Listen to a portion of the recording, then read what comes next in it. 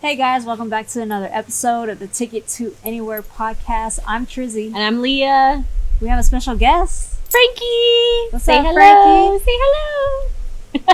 Frankie wants to tell you guys that we are two voices, two views, and two ways to adventure anywhere. We invited some friends on this episode to just talk about their experiences making friends, making relationships, memorable people, acquaintances that they met on the road, internationally, domestically, just funny stories, interesting stories. Mm-hmm. And we talked a bit about our own experiences and how and if we've met friends or stayed in touch with people on the road. As you guys know, Trizzy and I both traveled two different ways, so it was definitely two different types of stories and experiences. Yeah.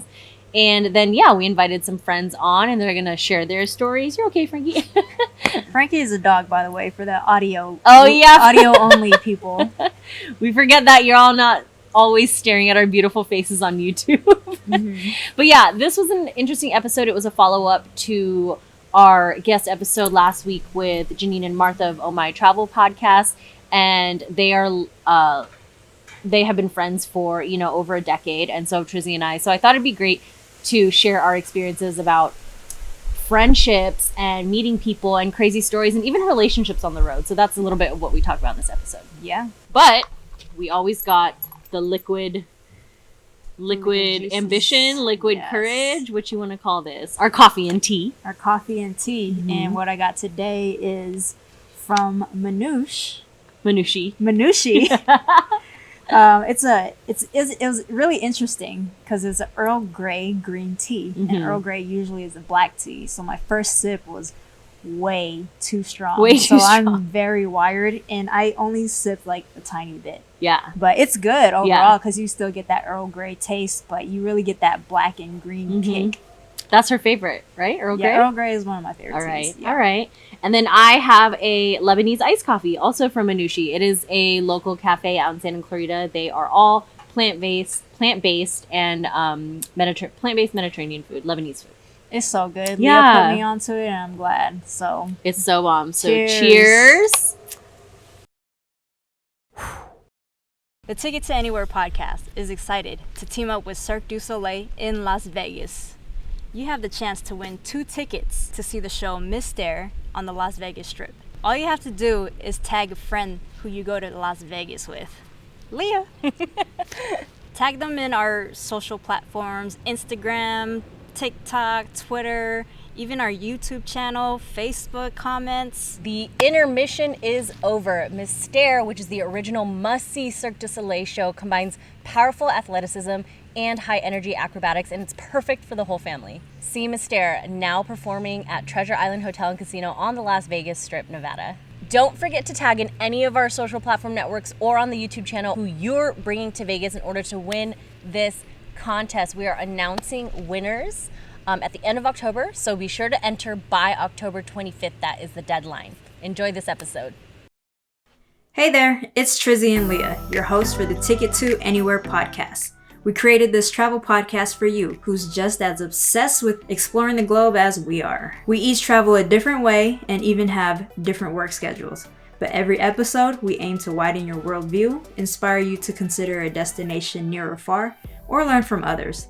With us, you can adventure from anywhere. Keep in touch with us on social media at Ticket2 Anywhere Podcast. Remember to connect with us on Instagram, Facebook, Twitter, and TikTok. Never miss an episode by subscribing to Ticket2 Anywhere Podcast on Spotify, Apple Podcasts, Google Podcasts, Stitcher, and Pocket Casts, and hit subscribe to follow our visual podcasts on YouTube to keep up to date on our channel. If you find value and enjoy our episodes and special guests, please rate us and leave us a review on Apple Podcasts. It means the world to us and helps others find us easier. You can also leave comments or reviews on our YouTube channel or Facebook page. Be sure to search for Ticket2 Anywhere Podcast. Take a screenshot of the episode you're currently listening to, share it on your socials, and tag us. Or send this episode to a friend if you think it'll be helpful for them. And if you'd like to support us by monetary means, you can do so by buying us a coffee at buymeacoffee.com/Ticket2 Anywhere. So we got some friendships, we got some relationships, stories, we got some weird encounters with strangers and memorable encounters. Yeah. Right? And it's for reals when they say, what is it, stranger danger.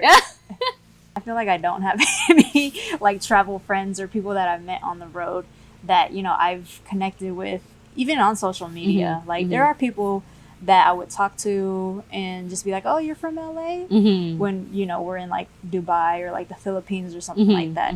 But it's not like we exchange info. I was going to ask that. I was going to say, have you made any new Instagram friends from your travels? From my travels, no. Everything has just been very virtual and just through social media. Yeah. But that's also like if you're new here to Ticket to Anywhere podcast, like Trizzy and I have very different travel styles. Yeah. So she's usually traveling with others.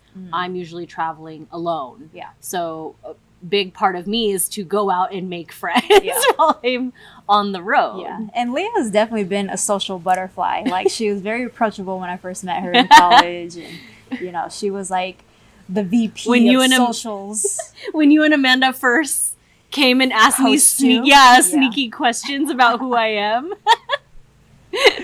Exactly. If you see me in a jacuzzi, just know I do not want to talk. Especially in a jacuzzi, do not approach. Warning. Animal in natural environment, do not approach. Do not feed. Do not make direct eye contact. Nothing. Do not breathe. That leads me into the story that happened. Yeah. This was when we were in Oahu, Hawaii, back in maybe 2018. It was November. I'm just putting the date out there because, you know, November in Hawaii gets a little bit chilly at night. So the pool was empty and the jacuzzi was full.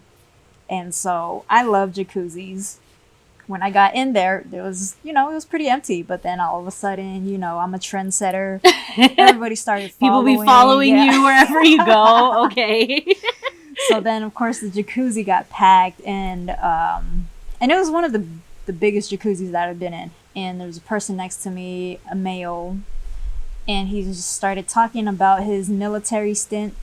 And I was like, all right, cool. You know, show some respect to the people fighting for our country. Thank you for your service, etc., etc. Yeah. But no thank you to the invite to happy hour and to split checks during happy hour. And yeah, he wanted to go 50-50 on this. Yeah, I was and like, 50-50 on bills is a hot topic on TikTok right now. Oh, I bet. In relationships, that's a hot topic right now. And homie in the jacuzzi wanted to go 50-50.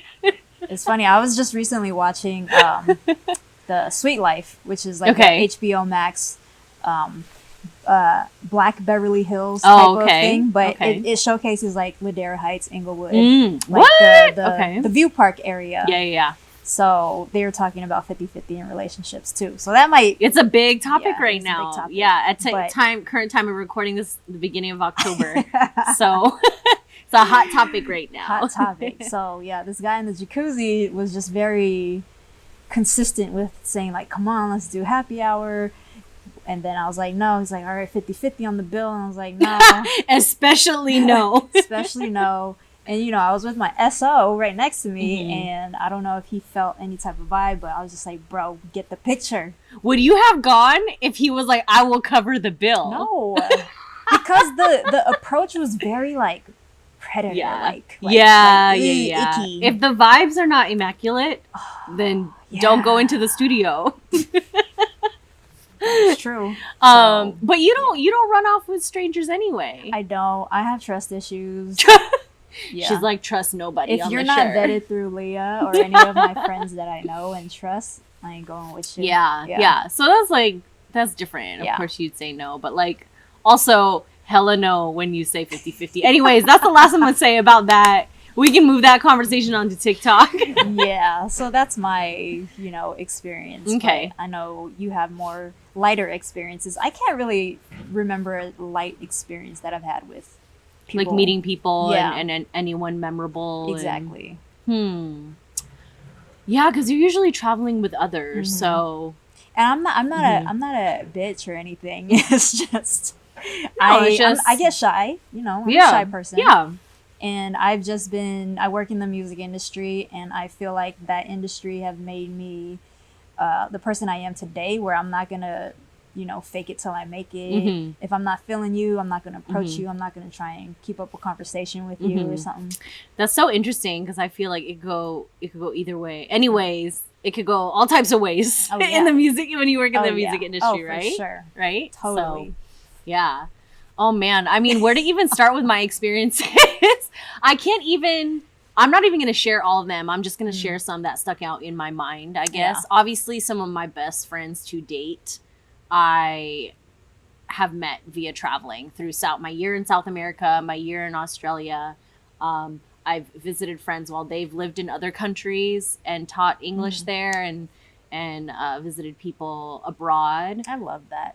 It's a good reason to keep traveling. Yeah, and I feel like that inspired me to approach you with this podcast. Like, it was like approach me in 2007 with AMA. With AMA.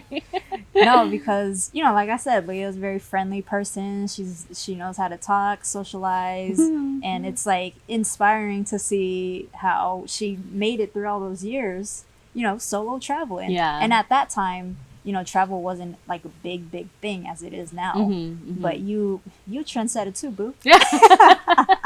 I guess like the way I travel, obviously solo, female, backpacker, I purposely go to hostels to meet friends. We were talking about when we were in San Diego last week, is that it's funny because even though there are common rooms in the hostels, the friendships are actually usually made in the room that you're staying in, because those are your first people your first point of contact in the hostel, besides whoever's checking you in. But you go to your room and like, ooh, who are my roomies for the next few days, and like, do we connect? So I'd say one of a few notable experiences. A buddy came and visited me when I lived out in Las Vegas, and it was Super Bowl weekend. We went to go watch the game at Monte Carlo Resort. RIP is now Park MGM on the Las Vegas Strip. Yeah. And we met this couple, this really sweet older couple who were like parents' age. This was like 7 years ago too. They're from Philadelphia. Every Super Bowl weekend, they come and golf for the husband. He goes and golfs there. They spend 5 days in Vegas and watch the Super Bowl. So we met them in the sports book, and they paid for like everything. I don't even remember who was playing in 2013, but it's so cute. They were like, you guys remind us of our grown adult children, because we're around the same age. Yeah. And they paid for a lot. We became Instagram friends, and she's like an auntie. She still checks in on me every once in a while. And it's like, I love following your adventures. Yeah. It was so cute, so sweet. Shout her out. And Denise, you're amazing. Hi, Denise. Auntie D. Auntie D. And then this one, another cool experience. I loved it. We met this like American and Peruvian couple on a wine tasting tour in Yarra Valley in Melbourne, outside of Melbourne in Australia, when I was living there in 2017. And I had just come off, a year of backpacking South America, much of which was spent bartending through Peru. Okay. So like connecting with them on the Peruvian culture, the fact that they were just vacationing in Australia. And we were just talking about everything, because they were like half American, half Peruvian. I'm American. I'd spent time in Peru. And now we were all wine tasting in Australia. That's crazy. It was just like near and dear to my heart. So I'm still also Facebook and Instagram friends with that older couple as well. Yeah, everything just lines up. Yes, that's so nice. Absolutely. And then romance. Anyways, one of my favorite stories right now, he actually has a girlfriend right now, so it's fun. I'm not gonna name names, I know, but this was like 4 years ago. Okay. So this guy I met in a hostel in Pai in Thailand. He's Dutch, and we ended up like flirting and really hitting it off. And then he canceled all his plans and followed me out we were in Chiang Mai, sorry. We met in a hostel in Chiang Mai. We were in the same hostel dorm room. See, I'm telling you, that's where like the magic happens. Yeah. Magic as in meeting people. Okay, everyone calm down. And so we like hit it off. We were like flirting, and then he followed me out to Pai, which is like, I don't know, a few hours away outside of town. And we spent like the next 3 days like wandering around on his motorbike, like going to waterfalls, like going to night markets, like just living the dream. And it was so cute. It was like so romantic. That's romantic for sure. It was super romantic, like climbing waterfalls. Like I met all his like friends from different countries, and like you know, we were like in the jacuzzi and the night markets, and it was just so fun, and just like going out and dancing and drinking. Right. And then he changed his plans again and met me back in Bangkok. Damn. And we spent a night out on like Khao San Road and like you know, having dinner and going out. It was so much fun. And so that was like a week that I was like, this is like one of my favorite weeks. Oh, I know. It was so much fun. Thailand. A little bit of romance. Yeah. Special place in both our hearts. We're still social media friends, but Yep. I feel like everyone I've met though, like I'm really great about, you know, keeping in touch with people. So I try to stay in touch with them via WhatsApp and whatnot. We meet up with each other around the world and connect. And I mean, those are some of my most memorable stories, but I can't wait to share what others have submitted. Yeah. How do you feel about traveling with friends? I think the last big one was Playa del Carmen. Yeah. And that one I feel like it is. That was a lot of people. It was a lot of people. Yeah. And even before that, can't remember a time where I was traveling with friends. Besides, the billion times that we used to go to Vegas. Well, Vegas was kind of like, there was no plans, so it was kind of easy. You go, you eat, party, sleep, repeat. Or you party and you don't sleep and you don't eat. Yeah. But Playa del Carmen, like for me, it was a bit stressful just because there was like a lot of people, you know, people to accommodate for. And for me, I'm very like itinerary based. Yeah. And I just wanted everybody to have fun and get along, and felt like that was the stressful part. But once we were there and everything was happening in the moment, it was like, whew, you were like, good. I loved it. Yeah. But I also feel that like it was your event, so you felt like you had to entertain and give people direction. You know what I mean? Yeah. Whereas like if it wasn't your event, you wouldn't feel any of that pressure. For sure. Right? But nowadays, like I'm always thinking of the next EEE, Exercise Eat Explore. That's Trizzy's brand. If you don't know, it's her brand. If you follow her on the gram, that's right. And so I am always thinking of places outside of LA that I want to do Exercise Eat Explore with the homies. Just because I feel like LA is dope, but a lot of our friends don't have that opportunity to go outside. And it's because of fear of going alone. And laziness of planning. So make it a thing. So we'll see in the future of Exercise Eat Explore. All right. Okay. Making some changes. Yep. I think traveling with others, I've always known. I mean, like, it's interesting because when I meet these people on the road, I literally meet them like in hostels, or they're solo traveling, or they're traveling with one or a few other people. So I already know they're very, very much like me, and they're like open to meeting new people, talking to new people, blah, blah. Nice. But I've noticed when I'm traveling with a lot of friends from home, it's very different. Like when we travel, for example, I had some of my best friends and my sisters meet me in Colombia and Costa Rica, and we stayed in Airbnbs the whole time, which is fine. Like when I'm with them, that's great. We'll all split an Airbnb. When I'm going off alone, I'll be like, all right, back to a hostel. But yeah, so generally I'll spend a little bit more money when I'm traveling from people like back home, I guess. Some people can be budget travelers, but that's generally not the case, especially since we're a little bit older now. Right.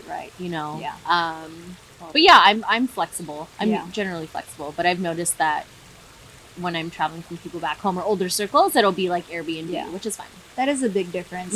And I'm going to bring up, I noticed that when it's just me and my SO, we are very much we want to see everything. But when it's with friends, sometimes it's about eating and drinking and partying. Yes. And I'm like, I ain't got no energy for that. Because if I party, if I party and drink, I'm not gonna have energy to see everything. You know? I get it. So that's why I don't really go on trips with a lot of friends sometimes. Well, because you're a planner and you usually have an agenda wherever you go. So I get it. But oh man, there have been some trips where I'm like, I wanted to see so much. And I didn't. Well, for example, when I first got to Peru and I started bartending, the first city I get to is Lima, as everyone does. It's the capital. It's the biggest city. Everyone flies in there. We get to Lima. I start bartending at Loki. Like, bless the whole chain. I love them because I found some of my best friends at Loki. Love it. But I was there for 7 days, and I swear, my friends and I, because we were so hype on like the 5 of us, the 6 of us being there together, we did not leave the hostel because all we did was party, get some $2 ceviche next door, and then sleep in the whole next day. Right. And like finally, I think the 7th or 8th day, we like wandered out of the hostel in daylight, and we're like, wow, it's so nice in Lima, Peru. Yeah. So that's still a running joke between us. It's like, we didn't see the city. All we did was party and see the inside of the hostel. But I felt like, because I always want to explore as well, but I do get bad FOMO. So if people just want to party, I'll be like, okay, I want to party too. Totally. The FOMO gets you. Yeah. But there was also a joy of missing out. Yes. JOMO. There's the JOMO. The JOMO. The joy of missing out. It all depends on what every episode travels so personal. Like, it all depends on what your agenda is, right? Like, what you want to do. Sometimes there are times where I'm like, I'm just going to stick with my group of friends. Yeah. And I'm just going to do whatever they want to do. Like, if they don't want to go see this museum, then that's fine. Yeah. I know. And I do appreciate going to places with friends who are, like, open and flexible. Like, going with you is open and flexible because you understand who I am. Like, if you wanted to go out, party, have drinks, have happy hour, and I wanted to just, like, lay back at the resort or something, then you'll be like, yeah, cool. And I wouldn't feel guilty about leaving you or something. Right, you know? Right. There are some people who will make you feel crappy and like, boring and not fun. Oh, you know? Bummer. But those are the people I don't really travel with. Yeah, exactly. So, yeah. But that's why I appreciate this girl. This woman, this beautiful woman here. This episode was a follow-up to Janine and Martha of Oh My Travel podcast last week. You know, they're both Latina, and they were giving people of color and women, in particular travelers, a place to speak out and tell about their experiences. But they're also BFFs and have known each other forever, just like Trizzy and I did. So we thought it'd be fun to do like a, hey, let's talk about friends. We're excited to share you stories of others' travels with friends around the world. I've shared this story a few times before on social media and on my blog, but it's definitely something that's a memorable person that I met up with while traveling. I was in Kenya as part of maybe about an 8-month round-the-world trip, and I had been traveling off and on with some friends, but at this point I had decided to venture off on my own and was in Mombasa and had read or heard something about the island of Lamu and decided I would go check that out. So I knew it was a small island, not a lot of infrastructure in terms of tons of big hotels or big hostels, but there was one hostel on the island, I believe, at the time, and I was backpacking and saving cash, so I figured I would stay there. So you take a little puddle jumper from Mombasa to Lamu Island, and while on the plane, I happened to sit next to a gentleman who I started chatting with, and he was, as it turns out, American, but had been living in Europe for years and years and now had a property on Lamu. So he was telling me a little bit about it and giving me some ideas and asking me where I was staying. And I told him, I would be at the local hostel. After talking a little bit more, he said, look, I know you don't know me, but I am a fellow traveler, a person of the world. He said, I've converted to Islam, and part of the Muslim culture is to always welcome and take care of travelers and guests as if they were your own family. He said, I'm also a gay man, so you don't have to worry about me taking advantage of you. He said, I know you don't have to trust any of this, but I'm telling you all this to say if you want to stay with me, I am about to open a new bed and breakfast type boutique hotel, and it's nearly ready, not quite yet, but you're welcome to come with me. I will also be your uncle. He said, we can tell everybody that you're my niece, and that way, you won't get harassed by any touts or anything like that when you cut off the airplane. So one of those situations where you didn't know whether you should try to trust the person or not, but your kind of gut just tells you to go with it. And I ended up saying okay, so we landed in Lamu Island, which is a beautiful island with no cars. I think maybe one car on the island. Everybody walks or takes donkeys. Beautiful old architecture, and just a place where I didn't know it at the time, but I guess a lot of celebrities from Europe go as well. And we got off the plane. He told everybody that I was his niece from the States. Everyone who would have harassed me to come to their hotel kind of stepped back.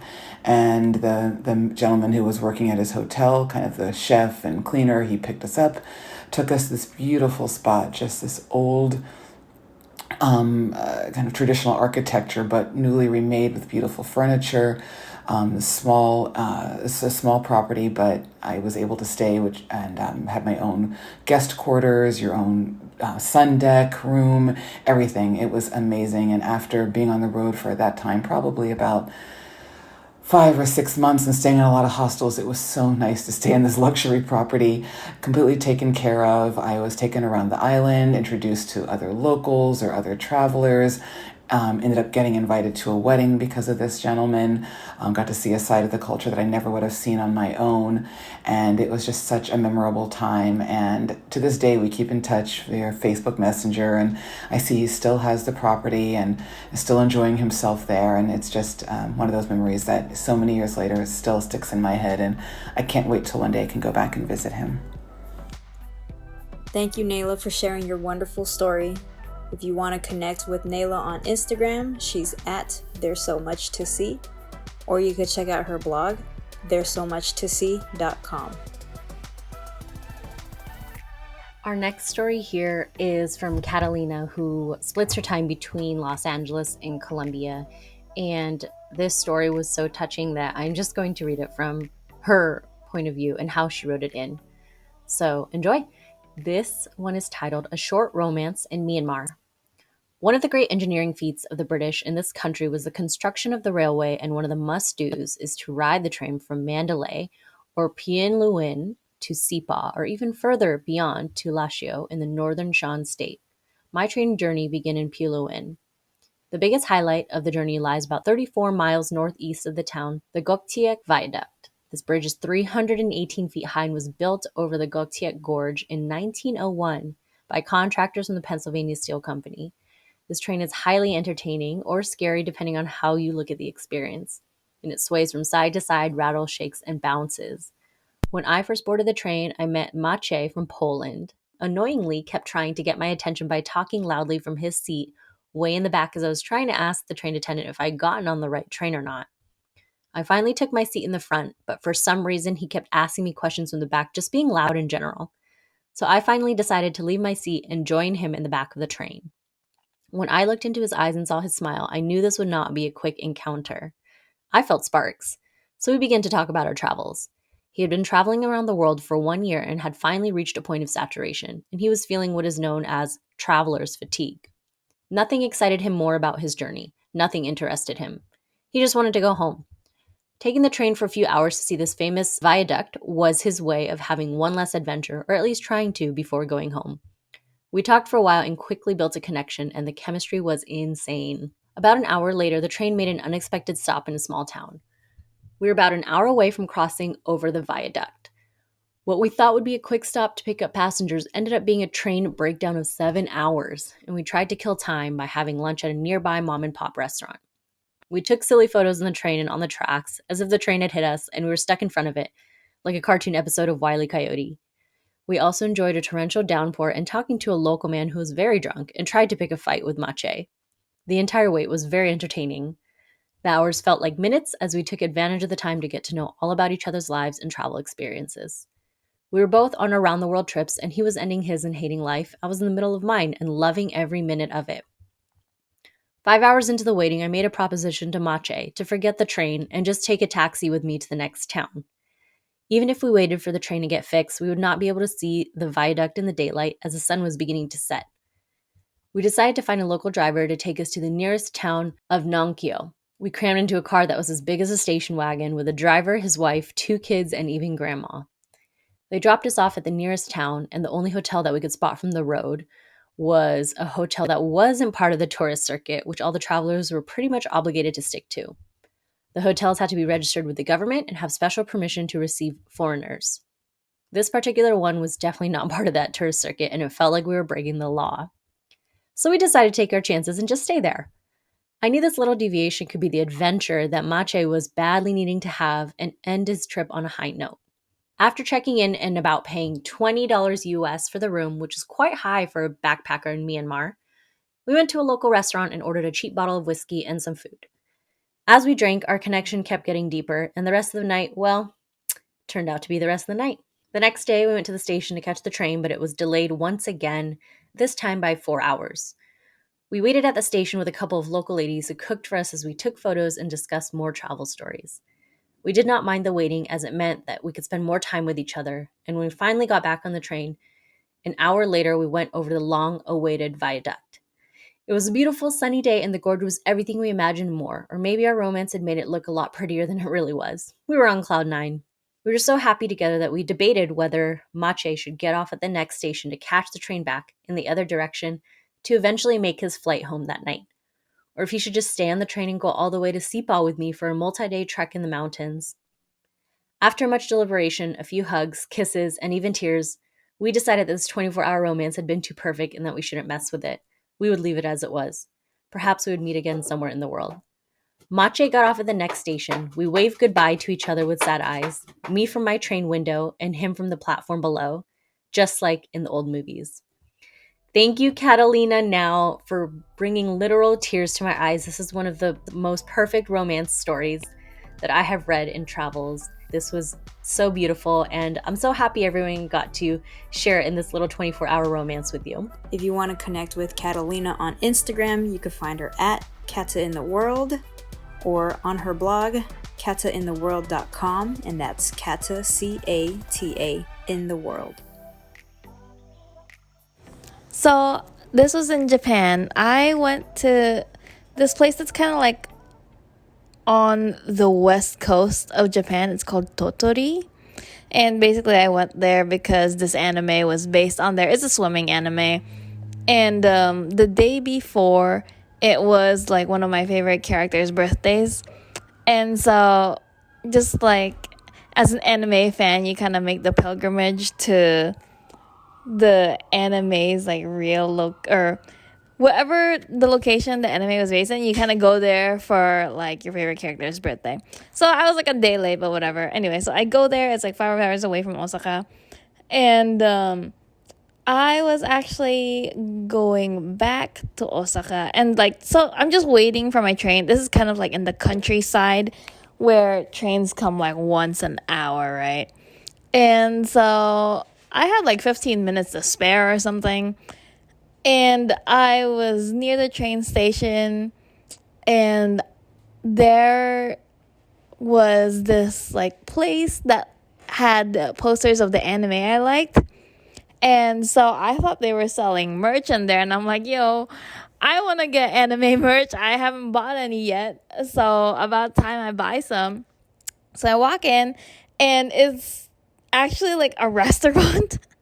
And I have like 15 minutes until the train comes. So they try like giving me a menu, and I'm like trying to tell them I'm actually just here waiting for the train, and I thought this was a merch shop. I didn't think this was a restaurant. And so like, because this is the countryside, they didn't really speak English, and I didn't speak any Japanese at all at that point. And then luckily there was, so it was pretty empty. And then somebody in the restaurant was like packing up some stuff. And then she was like, oh, I can speak a little bit of English. And then, so she basically helped me translate that, like, oh, I was just looking for stuff to buy, not actually hungry, and I'm waiting for the train. I was like, thank you. And then, so I got to talking to the person who translated, and it turns out she was in that city too, because we had the same favorite character, and she was there for like the actual birthday. And then so she gave me this like happy birthday sticker of the character with like her Twitter handle. And turns out she lived in like right next to Tokyo, so this other city called Chiba. And then from there we pretty much kept in touch. She like invited me to come like during March. That was the second time I saw her. So second time I saw her, we pretty much went to a concert with the voice actors of that show. And that's where I met like so many other like Japanese people. They're all her friends. And basically there was like a huge sleepover. This is like in 2017, so pre-COVID. And it was like all women, and like I'm the only one besides her who spoke English, and it was so crazy. And yeah, we've been friends ever since. And then like it was crazy because one other time I was going to Singapore for work, like literally only like a week. And she was like, hey, I'm going to Singapore too. What days are you going? And then we just happened to have like a few days of overlap. And so we met up in Singapore too. And then she helped me get on top of, what's it called? Not Gardens by the Bay. Marina Bay Sands, basically. And we got to swim in the pool there. And so, yeah, she's really awesome. Thank you, Wynnona, for sharing your story. If you want to connect with Wynnona on Instagram, she's at Akashi_adventures. AKASHI_adventures. Our next story is from a good friend, Stephanie, out in Virginia. Stephanie wrote in that she always likes sharing about her first Australia trip because it showcases the power of travel friendships. I fully agree that Australia can do that to people, so I'm going to read some of the stories that Stephanie submitted. My first trip to Australia was in February 2019 for about a month. People are always surprised when I say that I skipped Sydney, but I based my stops on where my friends lived. And these were all friends that I had met while traveling in Europe. So I'm forever grateful that they hosted me and really immersed me into Australian culture. On the Gold Coast, I stayed with a couple that I met while teaching English in Poland for a week in 2017. We got along well and I ran into them while we were both in Amsterdam and spent a couple of days with them. Stayed at their apartment for about a week, went to the beach, cooked meals together, watched movies, and visited the girl at the restaurant where she worked at as a chef. Lots of quality time together. In Melbourne, I got to meet up with 3 different friends here. After I landed, I met with one girl for brunch.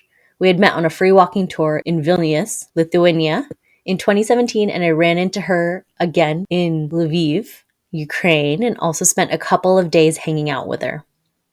I stayed with another girl and her family for a couple nights.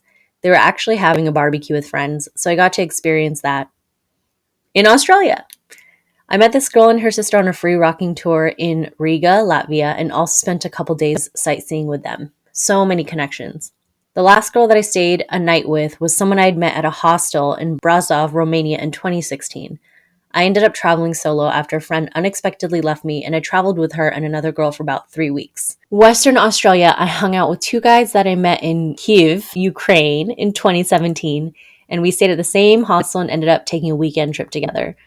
We also got dinner one night with a girl that I had met in Amsterdam on a free walking tour in 2017. It definitely sounds like walking tours is a common theme for Stephanie here. On an even longer tangent, but then I met the couple I had mentioned earlier in Amsterdam too. So it sounds like Australia was just amazing, incredible meetups for Stephanie. And it really does prove that friendships can transcend borders, time, years, language barriers. So these were such amazing meetups to hear about. You can visit Stephanie's blog at stephanielay.com. StephanieLay.com. I don't know if this is actually like any interesting story. It's just like a story, really, and I've kept in touch with them, and they're in like LA, well, they're still traveling. But I was in the Philippines, and it was in Boracay.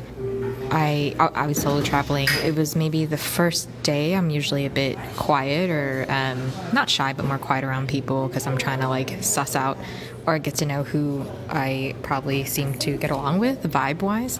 So the next day, that evening, they said, oh, there's like a boat sailing trip, and it's like where we sail around the island for $12 and snacks are included. And I was like, okay, you know what, it's only $12, why not? So the next day, a bunch of us were split into like 4 different sailing boats, and like they were like sailboats where it was just, I don't know if you know them, but it's just like a net at the bottom, so you're just like sitting on the net. Eventually we sailed around the other side of the island, and there's a point where we were allowed to scuba dive. We went snorkeling. I decided not to because I decided to just chill on my boat, and the waters were so choppy. You know how Southeast Asia is. There's like no regulation. Like, yeah, just go in, it'll be safe. Everyone has a life jacket.